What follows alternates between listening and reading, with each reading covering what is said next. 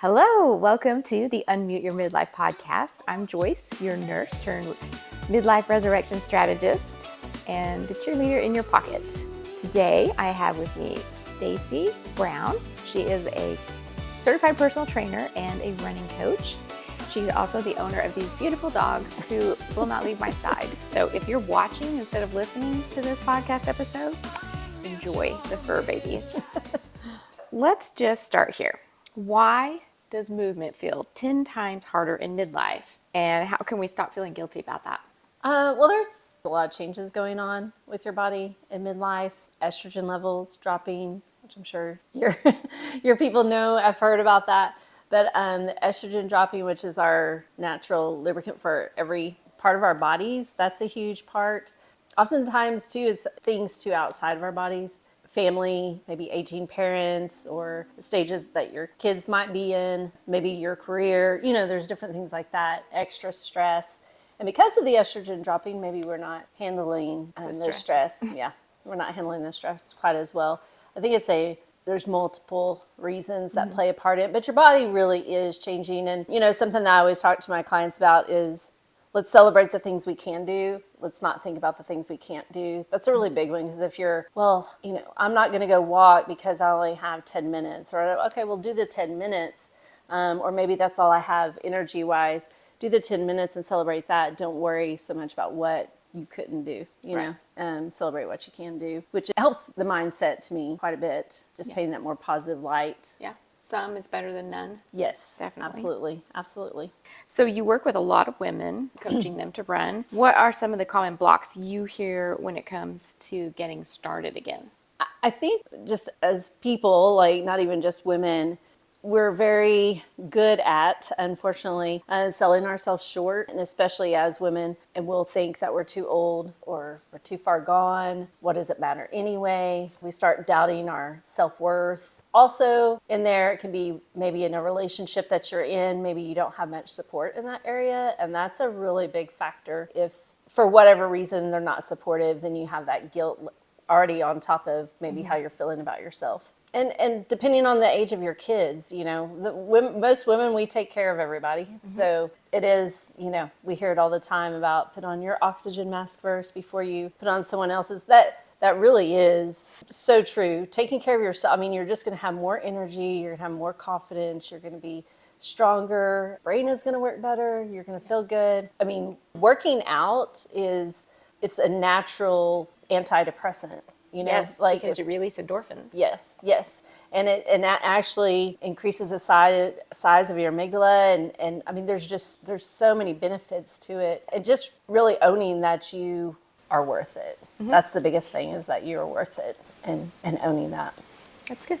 I know I've started doing my workouts at 5 a.m. because if I don't do them first thing in the morning, then it's too easy for it to get moved to the not doing list. Yeah. Because so many other emergencies will come in, push it out of the way. Yeah. And that probably sounded like a terrible idea before you started. Oh, right? it did. I hated it. The first week was the hardest week. But even getting up that early, I'm not. Yeah. I was the same way, and then you find yourself looking forward to it, and you're like, what is wrong with me? I'm looking forward to getting up at 4:30 in the morning. Yeah. I know. I've even moved my alarm clock to where I get up an extra 10 minutes early so that I have time to maybe eat a snack before I go work out. That's good. I'm glad you're doing that. That's smart. So, listener, if you have been shrinking away from all forms of exercise for any reason, it's okay. But let's not start the year off with guilt or shame. If you've been following along, then you already know how important movement is, especially in midlife, if you want to maintain your health and your longevity. So, Stacey, what are some steps someone could take if they've been mostly sedentary up until now? I would put it on your schedule. That's the first thing. When someone's first starting out and commitment is a bit of an issue, where then maybe their schedule, maybe they're not able to do it first thing. Maybe you're not able to do it the very first thing in the morning because of whatever reason. Then I would put it on your calendar. If your goal is to walk or to do, some weights, whatever it is, 3 days a week, then put it on your calendar 5 days a week, because something's probably going to come up a couple of those days. So if we start, because if you put it on 3 and a couple of, then you're down to 1, and the next week you kind of let it go. That's a good tip. Yeah. But I would say one of the best things that you can do, weather permitting, and actually the cold, I mean, if it's windy, it's windy, and if it's windy cold, that can be pretty miserable. But if it's not windy, just bundling up, and if you can get outside, there's so many benefits to that. So many benefits to that. But just walking, if you've not been doing anything, that is where I would start. I would soon thereafter want to follow with some strength training, especially if we are midlife. Yes. There's so many benefits to that, and just making sure, you're using proper form, and there's different things and all that, but doing something, but scheduling it, putting it on your calendar is pretty big for most people. Yep. That's a very good point. I know when I started getting active again, I started with walking. The dogs, I have dogs too, and they needed to be walked like every day. And also then I read that if you walk for 10 minutes after each meal, it helps with digestion. So I started doing that. All right, so what I was going to ask you, what types of movement are best for women in midlife, considering the fatigue, the joint pain, and the hormone changes? But you just said walking is probably the best starter, and then introducing strength training as quickly as possible. You don't have to have a gym. Right. You don't have to have a gym. But if you do have a gym membership and you want to decide to start using it, because a lot of people have one, but if it happens to have a pool, there's usually, water aerobics is not just for 90-year-olds, I mean, water aerobics helps get you moving in a more gentler way. The water supports you. They have weights in there. There's actually like styrofoam. Yeah, the way they work, they're kind of like, they've got like fins and stuff on them. So Yes. they resist the water, which that's what creates the resistance. Yes. She agrees. Yes, yeah. But I mean, those classes are really good and could get you through workouts where you're not feeling that joint pain. I really feel like over time, it does help minimize, the joint pain and such too. I mean, hormone replacement is what helped me the most. Motion is lotion. If we're moving, that does help, But hormone replacement is something I'm pretty strong believer in. Yeah. Because estrogen is your master lubricator for your skin, your joints, everything. You have Your estrogen vessels. receptors throughout your body.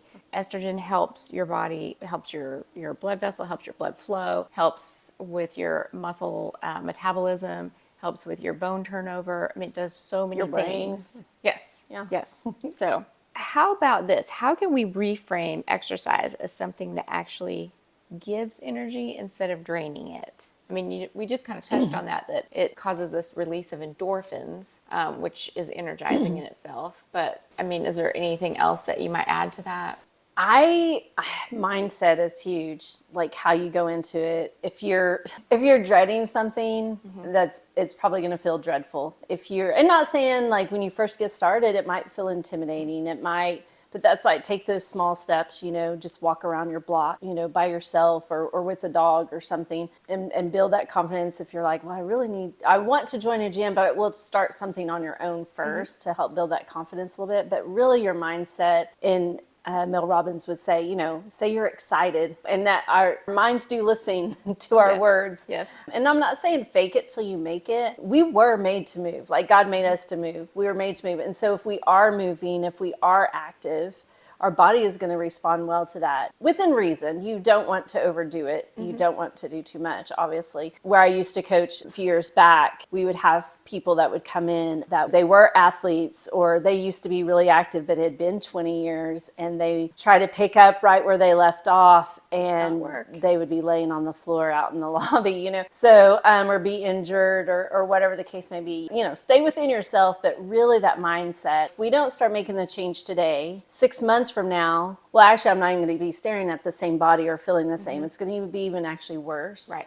I'm going to be going further because we don't ever really stay the same. So we're going one direction or the other. Like right now, we just had New Year's. And so, next New Year's, What do I want to be celebrating? Do I want to be vibrant and healthy and feeling good about myself from the inside out? Or is it that failure and why didn't I? It's always, I wish I would have started sooner. Right. I wish I would have started sooner. Really, mindset is huge. Get excited for yourself. I mean, it's exciting, and it's never too late. You can find lots of videos and on YouTube or Reels, wherever, and it's women who are in their 70s that are starting to get active and they're growing muscle. This can be done. Yes. It's never too late. Or the pounds are too much on the scale. There's no going back now. That's just a lie. Right. You know, we're protecting ourselves, right? Because we don't want to fail. You know, so it is, you're putting yourself out there a little bit for you, but whatever it is that you do, celebrate that. I have in my class where I go do weightlifting with a trainer, and there's girls that are in their first year of college, and then there's women who are in their 60s, and we all lift the same heavy weights, but we didn't start that way.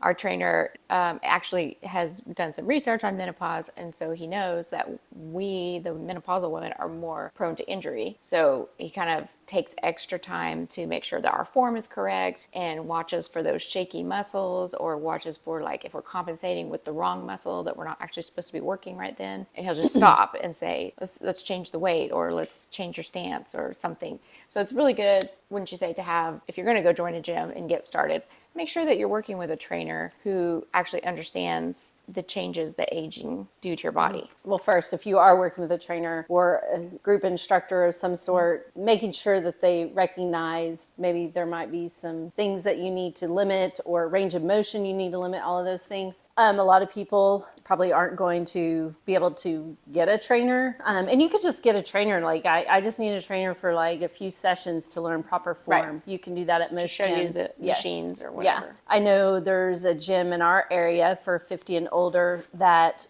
they have machines that they set you up on these machines. They teach you how to use them. I think you have like a bracelet where you scan it and the machine moves to wow. your settings. Very high tech. Yes. I do not love machines, but starting out for lifting, machines are a really good way to go to help prevent against injury. Yeah. After you build a good foundation of strength, then moving to free weights, that is a safer route. The machines just allow for less opportunity to have these small little, well, you know, when your coach is working with you, it'll be just like, okay, shift back your weight back to the ceiling right here. It'll be just a small, but you feel it completely Bring those different. feet 2 inches closer, and you're like, oh. Yes. Yeah. It's just, and even somebody who is a trainer, like say, even myself or even him, someone else watching you, you can think you're doing one thing, but then somebody else watching you is completely different. So, I mean, if you can afford a good trainer, that is great. But if you can't, that doesn't mean there's a fail there. Like, there are gyms that are not that much, you know, it doesn't cost that much, that have things, and they'll get you set up and stuff. There's even like some trainers put free workouts out on YouTube, and those are especially good if you're just getting started. I loved the P-Volve workouts. You know, P-Volve is a paid subscription now, but in their early days, they still have some of their old original workouts out there, and those are good workouts. I mean, they are not, you know, fancy thematics, you know, they don't have their studio like they have now. The audio is not as high quality as now, but the workout, it's still the same movements, the same like functional movements, and you're using mostly body weight or resistance bands, and so less chances of injury. Your workout can be sitting in a chair and standing back up. Like, that's a squat, basically. Sitting in a chair, standing back up, lay down on the floor and push yourself up to get up. I mean, that if you're just starting out, like that's strength, you know, you know, just your body weight. And so you don't have to start with a ton of weight of anything. Your own body weight can be enough. So there's a lot of options, you know, for us all out there. Okay, so some of our listeners have already been doing consistent exercise of some form. How do they know when it's time to level up? It should never feel easy. Work out. Work out. Not that you don't have days. I mean, are we talking strength? Are we talking cardio? So splitting that up just a little bit. If you're talking cardio, every day should not be a grind. Every day should not be hard. We do not want to be, you know, maxing out. I'm a runner. I coach runners. Every day is not about trying to like push that speed, that pace, or the endurance, the length of time. there are many days in there that are just about easy, gentle, So mixing it up, but those hard days, we have couple of those a week. They should be hard. And if you've been doing it for a while, then that means that the speed is probably going to be getting faster as you go along.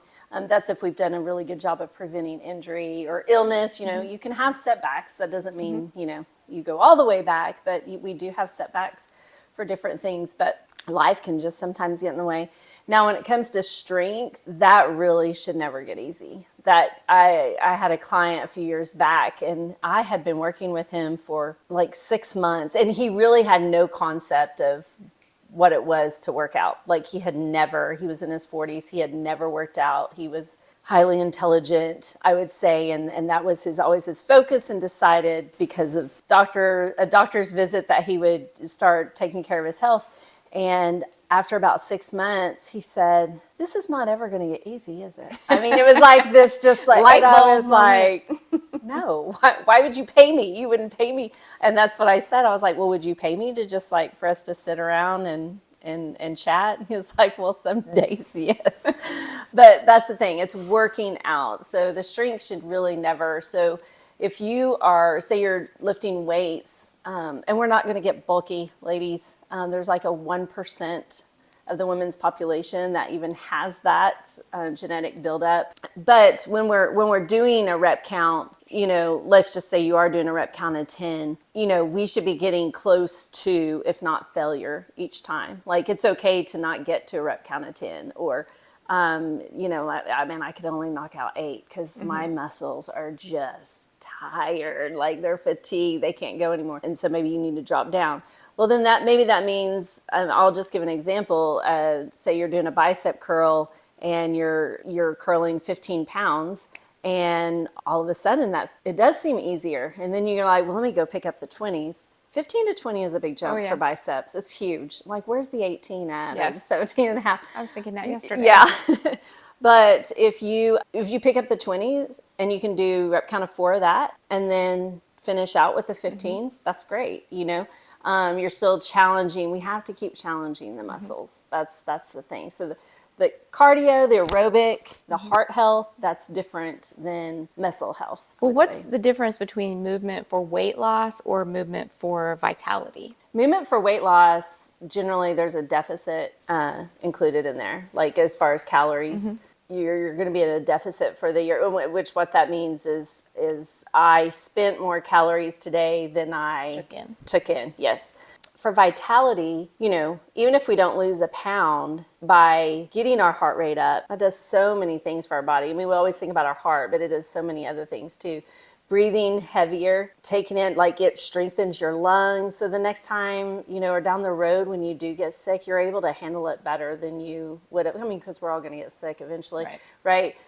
We get the flu or bronchitis or something. Although I will say, if you're a distance runner, you're less likely to get bronchitis because you've exercised your lungs so much more than the average person. But vitality I think of vitality more of you're not necessarily trying to accomplish goals as far as a certain time or a certain weight or a certain look or anything like that. It's more to get the body moving. It's more challenging our balance, because balance is a thing that we start to lose as well. That's why I like single-sided exercises, because you're incorporating that already, and it's actually really good for the brain as well. And then I just think that vitality is, you're probably not having to push quite as hard for vitality purposes. That's a good balance of how to look at the two. And I think it's okay on some days it's more about vitality. It doesn't have to be one or the other, of course, if you're training for an event or you're training for a race, whether it's cycling or running or whatever it may be, that's going to be different. But if this is just because of it's strictly a way of life and how you want to take it, some days it can be more just, it's more vitality, and other days it might be more focused a little bit more on your weight or goals that fit more in that range, if that makes sense. Yeah. It can be a blend. Yes. Okay. Now, if you are following a plan, how do you tell if the plan is working versus just burning you out? Yeah, because we can overdo, we can overstretch, we can do too much. Like we can do too much sitting, and we can do too much sedentary, and we can do too much working out, because sometimes we start to see results, and so we think more is better. More is not always better. Generally speaking, when you first started working out recently, in the beginning, most likely it kicked your rear. Yeah. Okay, yeah. I felt like I crippled at first. Yeah, what am I doing? This is a terrible idea. You people are mean for talking me into this. Right. Peer pressure. So in the beginning, when you first start a workout regimen, you may feel, even if you're not doing a lot, you may be like, okay, this was a terrible idea. Yeah, the first day you might be like, okay, yeah, I definitely have needed this. I can't believe how much muscle I've lost, or I can't believe my heart rate is so high and I've done really not very much, or whatever the case may be. And then day 2, you go, to work out and you start feeling pretty terrible. That is actually really normal. I just always, this is not how a scientist would explain it, but I just always say it's your body going, whoa, what are we doing? Yeah. It's freaking out a little bit.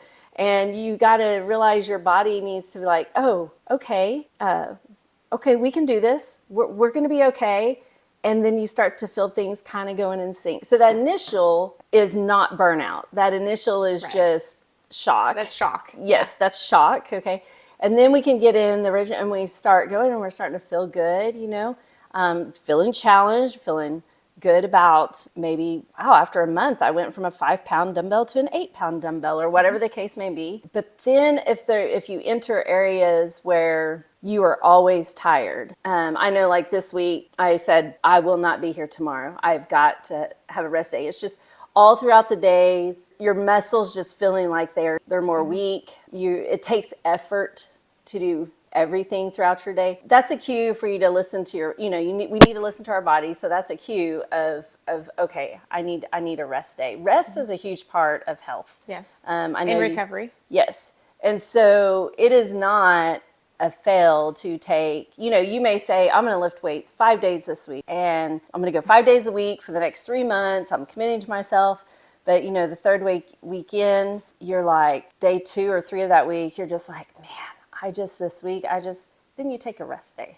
You take a rest day. You let those muscles recover. They are needing that. You make sure you're hydrating and all of those things. To know that it's working overall, especially if you're on the aerobic side, the cardio side, so thinking of the walking or running or cycling, whatever it is that you're choosing, elliptical, it should be getting easier. I said it'll never feel easy because you're working out, but your paces should be getting a little bit better. Maybe your heart rate is responding and it's not getting quite so high at the same effort. You're able to go longer, looking for those things. When it comes to the strength side, the dumbbells, that same dumbbell should feel lighter. Like when you go and you pick up the 15s and you're like, oh, I grabbed the 12s, and you're like, oh no, those were the 15s. They just felt like 12s. That's always an exciting day for me. And so feeling those results, I think too, you start feeling different. You start to feel, even before anybody ever even sees it, you start to feel, you step from your kitchen down into your garage, that one step, and then you just felt like your leg was under you. Yeah. You know what I mean? Like your body is supporting itself. Yes. Yeah. And you didn't even realize you had lost that Right. until you started doing strength exercises, and you're like, wow, I've really lost muscle in my legs, So noticing that. And that is huge. I can remember my mother-in-law, she had 3 steps out of her house. And as we have more birthdays, that's going to get really challenging, getting on and off the toilet, all of those things. Crazy enough, they grow challenging if we're not active. If you're not active, you're not maintaining that muscle strength and Yes. that muscle mass. Yeah. Because we lose, was it 8% a decade? Yeah, I think that's about right. I'd have to look it up. I don't have it memorized, but yeah, I think that's about right. Unless you're lifting Yes. or doing strength training to fight that loss. And you have to be pretty intentional with it. Go in. You don't have to spend 2 hours at the gym.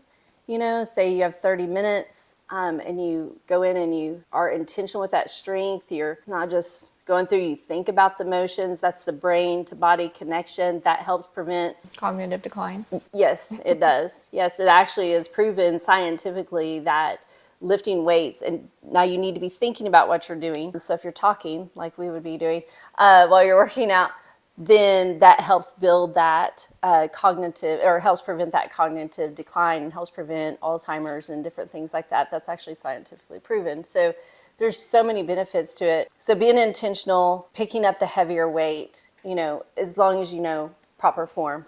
Losing muscle is actually our number one aging thing that causes us to age the fastest. I mean, if you think about your heart's a muscle. So you have added another facet to your training where you're incorporating women's cycles into their training plan. So can you break down why that matters for movement? Yes. So it's a little bit controversial right now, I think, because it's newer. It's being talked about. It's not really been talked about before. If someone has been working out regularly, or maybe they've been a runner for years, there's days where you don't know why. Say it's running, you feel like you could run forever, or your speed is like, man, I don't know what's going on today, but do I feel good? And then there's days, sometimes you can match it up like, well, I did this, and that's why I'm fatigued, right? I had a leg day yesterday and I'm out running, so my legs are tired. But sometimes there's just no real reason you don't feel like why you're not feeling good in that workout. So some of the research that they are doing now is starting to show that in the different stages of our cycle, that it's more optimal to be hitting those push workouts, and then less optimal other parts of our cycle. It makes it, now I'm not saying, well, then these 3 weeks of my cycle, like I really can't be doing much. I need that. That's not what it's saying. It is a little bit complicated. One, because none of our cycles are the same. Right. We're all different. And the stage of life we're in, maybe we're in perimenopause, and who knows what stage, that cycle is at that point. And then of course in menopause, we're not even having a cycle. But it is something, if you do not have a coach, it is something to keep in mind, and it is something to, it would be good to keep a diary. You're tracking your cycle, and then you're also tracking how your workouts felt. You don't have to track necessarily everything about your workout, but how you felt in your workout. And if you can see that rhythm there, because what they're finding is during those stages, and it'd basically be, just before your period, or after, or during your period, maybe it's not as optimal. Your body's not using the carbohydrates quite as well. And so, and other things going on in your body, the drop of the hormones and such, it might be causing more inflammation, doing more damage than good by overly pushing. Not saying we can't push. If you're working with a coach that is conscious about this, that's what I would recommend if you're a female. Those are going to be a little bit harder to find right now because it is newly being talked about, but it's not a one size fits all. So if you have someone that says, okay, these weeks you're doing this, and these weeks, it's going to be something where you're in communication with your coach, and it's going to be more individualized. I did have to.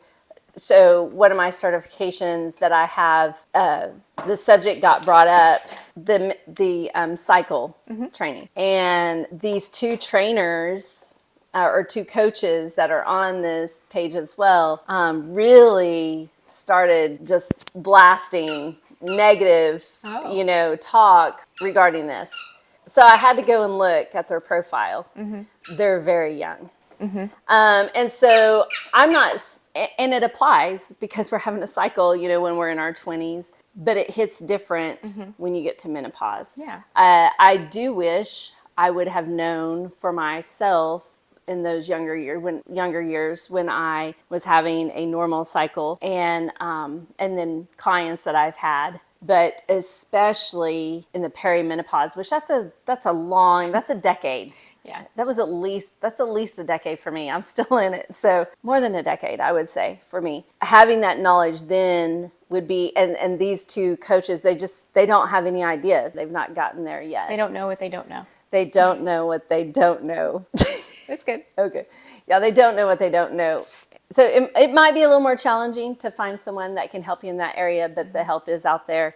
But Dr. Stacey Sims, she has a lot of resources Yeah. for both like people who are still in their normal cycle and then women who are starting to shift into perimenopause. Yeah. She wrote one book that was for the normal cycle. Yeah. And then she came out with another book. I Am Woman, Hear Me Roar, right? Something like, Roar was the first one. Roar was the first one. I can't remember this. I've read them both. Yeah, I have them both too. Yeah. And the second one focused on like adjustments to make during that shift into perimenopause. Yeah. The best thing I got from her was the creatine and the amino acids. Those helped. She has other adaptogens, that you can utilize. I didn't have much luck with those. Yeah.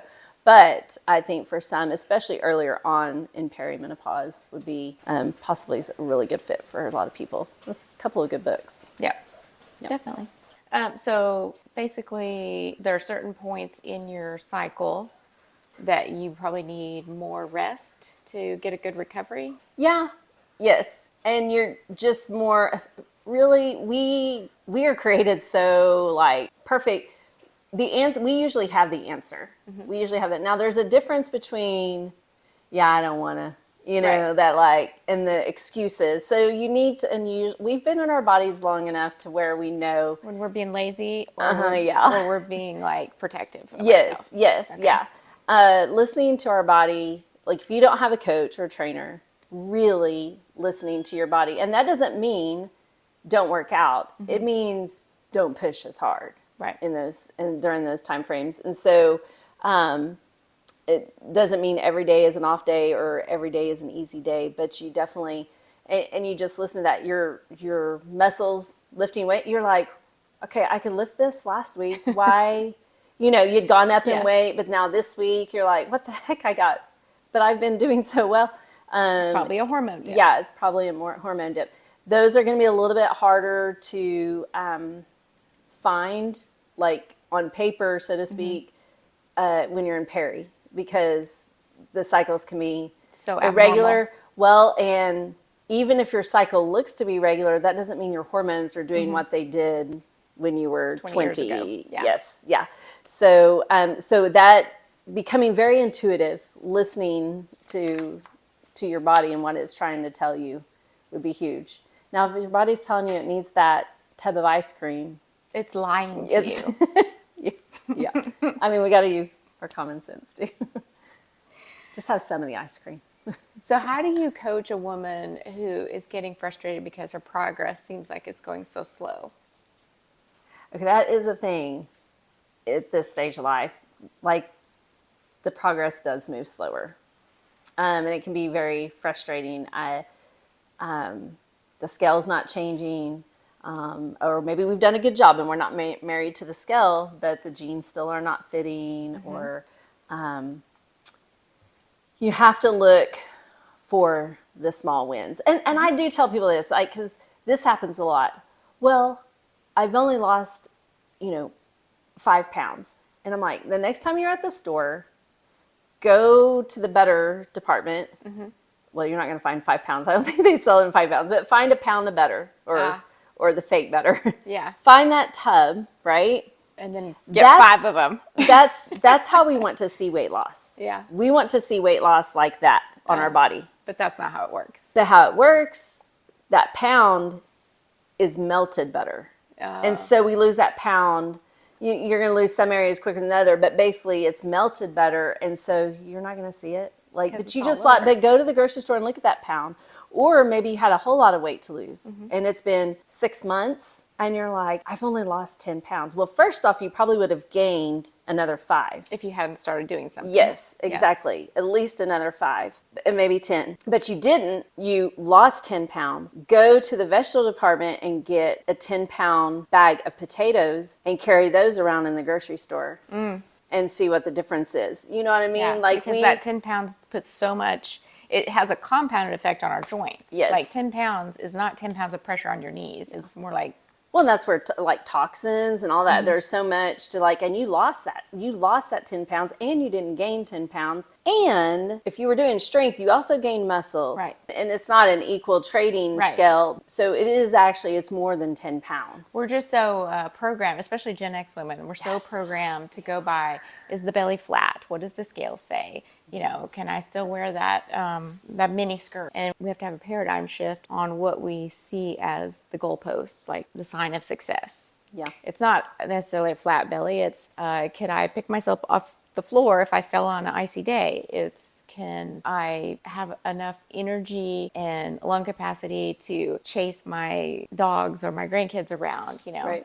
These are the celebratory wins. Yes. Yeah. Yes. And keep going. We will stall out, and then the next thing we know, we'll have a breakthrough. But you can also look at the things that you're doing. Are you, track your food? Are there some things in there that you didn't realize that you were sabotaging yourself? Right. And I'm not saying I'm not a eat healthy 100% of the time.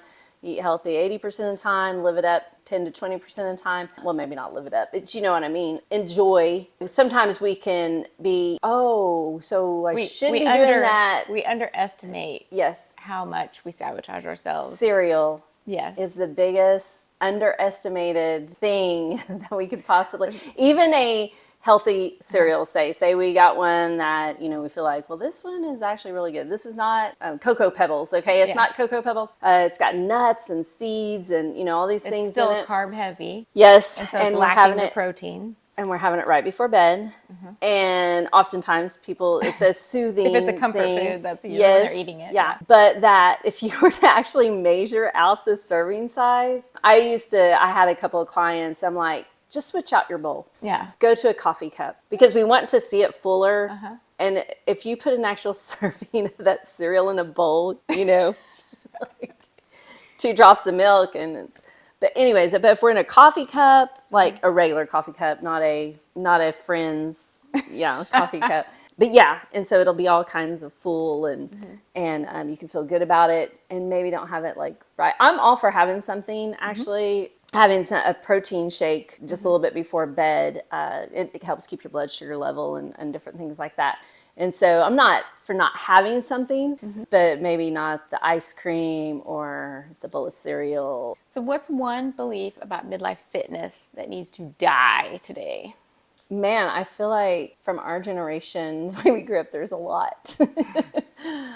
But our generation is also the one that is like bringing all this menopause awareness Oh, yes. to the surface. And, because like so many of us, we went through it and we felt like we got hit by a truck and like, what the heck? Nobody warned me any of this was coming. And even doctors didn't really know. No, they don't. What they know today. Yes. And what some of them know today. Some of them, yes. And I think they're not still all figuring on it board out. yet. It's still figuring it out. And it's like quite amazing that we're just now figuring this out. I was just telling my aunt, I said, I don't know, but our generation was like, our foremothers, they suffered in silence. And our generation is like, no, like there's got to be a better way. There's got to be something different. Well, 100 years ago, your husband could just commit you to the loony bin. Yeah. And there you would spend your your perimenopausal years. Well, I know even my mom, she's a very strong person. I'm a lot like my mom. You're influenced by what you see taking place. And it was ingrained in me, like, you tough it out. Like, not even just that, just different things in life, you tough it out. And there was like this crown you got for toughing it out through going through menopause or whatever, that change of life, all those years without complaining, without saying anything about any symptoms you're having, without any sort of HRT, without having maybe an ablation done to control your period, or like, and there was pride that came through that. But I'm like, actually, that's detrimental to your health. Especially their heart health. Yes. Like heart, cognitive, all of those things. And a lot of the symptoms I didn't even know my mom had until I'm bringing them up to her. And I know, and she'll talk about it. And I'm like, why didn't you talk about anything? this? Yes. I know. And then it makes me sad that she was suffering more in silence, but she felt good about doing it that way. Yeah. And I think we're just here to say, like, we're not doing it that way, right. Kind of thing. So what should die? I mean, there's you kind of said it. There's no crown for suffering through and powering through. Right, yeah. There's resources available. If there's hormone treatment, if there's supplements that are going to help you feel better, feel like yourself, maintain your longevity and your vibrancy, then go take advantage of them. Yeah, for sure. Yeah. Last question about all of this is, if you could put one sticky note on every midlife woman's bathroom mirror, what would it say? I do like sticky notes. I think just something simple and something that we can tell ourselves each day is that I'm worth it. Very good. I think that gets rid of like a lot of the self-doubt. I'm not worthy. Maybe if you don't have a partner that's supportive. Well, I thought of a name for exercise. We can call it movement therapy. You are worth movement therapy. Yeah, you are. You actually really are. It'll make you a better person. But yeah, I'm worth it. I think that would be it. If people want to find you to work with you or because you do virtual coaching too, right? Yes. You can help someone no matter where they live in the world. Yes, Okay. no matter where. And Very I would good. love to come visit you personally if you live somewhere super exciting. Very good. So how do they find you? Do you have YouTube? You have Instagram? Yes. What do we do? On Instagram, I'm Runner Girl Stacey B, and it's STACEY. And then my YouTube channel is All Things Running. Coach Stacey Brown is my YouTube channel. And I will put links in the show notes. Well, thank you. Stacey, thank you so much for coming on and sharing all of this wisdom with us. And my dogs. And your dogs, yes. Yes, we love the dogs. I think that every interview should include golden retrievers to help everyone stay calm. All right, guys, well, that is the midlife truth I have for you today. I just want you to remember you are not foggy or forgotten. You are just getting lit up for your next era. Well, thanks for having me. This was great. I really enjoyed it. Come back and see us next week. Or see me without the dogs.